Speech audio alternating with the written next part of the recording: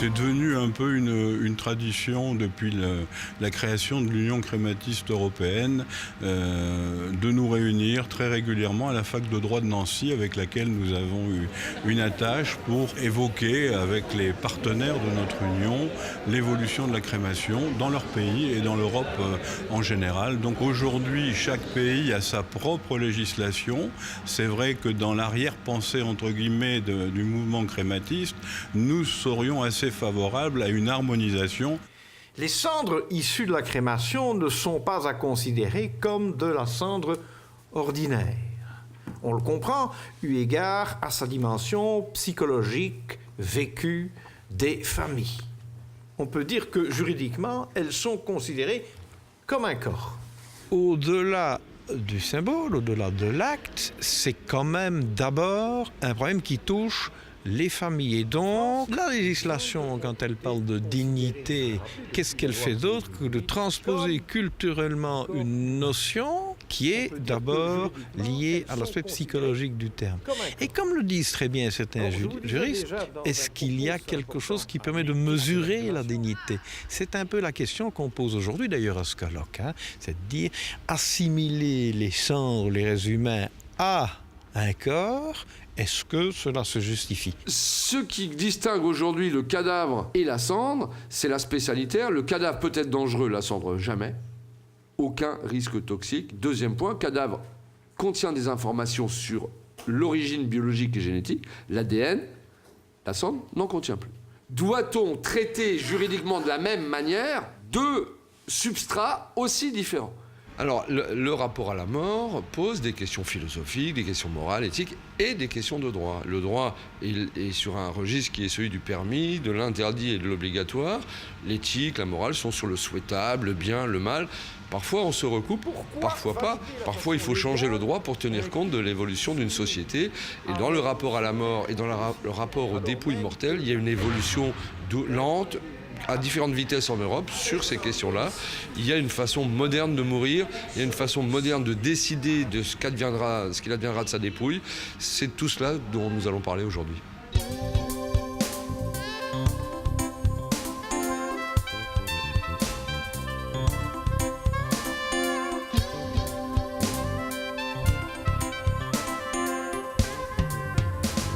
Dans toutes les civilisations, sans exception, on a respecté les restes humains, qu'il s'agisse de corps en décomposition, qu'il s'agisse de restes issus de la crémation.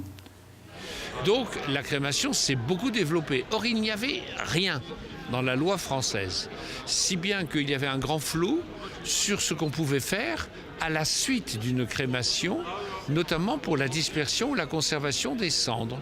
Donc nous avons fait une loi fondée sur les grandes lois laïques de la fin du 19e siècle et du début du 20e siècle en France, pour dire que si l'on conservait les cendres, ce devait être dans un cimetière public. 2001 marque un tournant pour la Belgique, c'est qu'on va parler de conservation des cendres à domicile, moyennant évidemment un écrit de la personne défunte. Les cendres doivent être traitées avec respect et dignité et ne peuvent faire l'objet d'une activité commerciale. Donc plus particulièrement en ce qui concerne le statut des cendres en Belgique, nous avons d'abord 3 régions, une région bruxelloise, une région flamande et une région wallonne, mais quelque part les législations sont quasiment semblables. Alors en termes de destination des cendres, il y a plusieurs possibilités. La première, c'est le cimetière public, où l'on peut disperser les cendres, inhumer les cendres ou les mettre en columbarium. Ensuite, depuis 2011, ce qu'on appelle nous la conservation à domicile est autorisée. Il y a la dispersion des cendres en mer territoriale et nouveauté également relativement récente, c'est la possibilité pour une famille de disposer d'une partie symbolique des cendres du corps incinéré, ce que nous appelons un reliquaire. Je pense que là, on a vraiment un avantage en Belgique, puisque grâce au registre national, on a la possibilité d'aller déclarer à son administration communale sans rien payer, donc à titre tout à fait gratuit, ses volontés. Sa volonté d'être inhumé en pleine terre, en concession, ou d'être incinérés, et même si on souhaite que les cendres soient dispersées, et si on souhaite aussi que la famille puisse reprendre les cendres. Ça, c'est très facile, ça s'impose, donc la famille ne peut pas modifier la volonté du défunt, ça je pense que c'est vraiment très très important. Bon, en Italie, la crémation il va augmenter de jour en jour. L'église, c'est plus ouvert maintenant.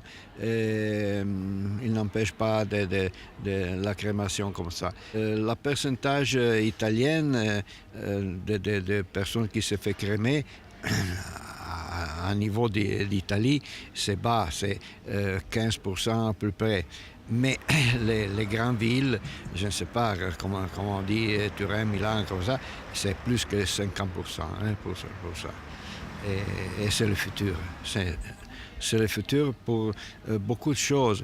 La question écologique, sans doute, et la question de l'espace, parce qu'il n'y a plus d'espace.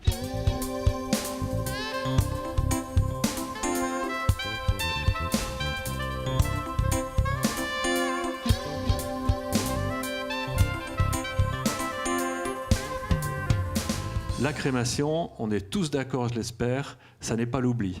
C'est juste un mode de funérailles comme un autre.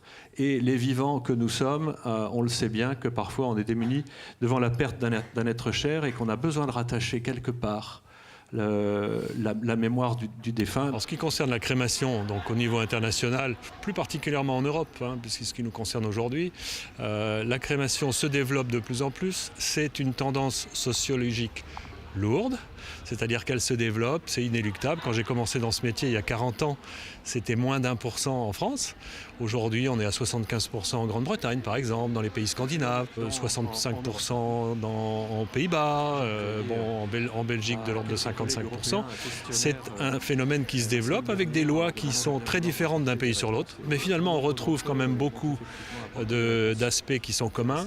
Beaucoup de pays européens n'acceptent pas que les cendres sortent du cimetière, alors qu'il y en a d'autres, comme la Grande-Bretagne, comme la Hollande, comme l'Espagne, le Portugal, tous les pays de l'Est qui acceptent que tout soit possible et finalement le contrôle en est laissé à l'individu. En matière d'exception, en Europe, on a la Grèce qui est chez nous et les pauvres Grecs sont complètement bannis de la crémation parce que l'Église orthodoxe, qui intervient dans l'État, interdit encore la pratique de la crémation. Je dois dire que c'est le 4e colloque que nous organisons, donc l'Union crématiste européenne avec la faculté de Nancy. Et on est vraiment très contents parce que si on était 15 au premier colloque, 50 au deuxième, 100 au troisième, on est dans les 130 à peu près aujourd'hui. Donc ça marche de mieux en mieux. Ça veut dire que ça répond aussi à un souci, à un besoin et qu'il y a tout un public qui est intéressé, pas seulement au niveau français, mais au niveau belge. Il y avait des Italiens, il y a des jeunes, il y a des moins jeunes. C'est bien. On est motivé à continuer et puis il y a le bouquin qui sortira l'année prochaine.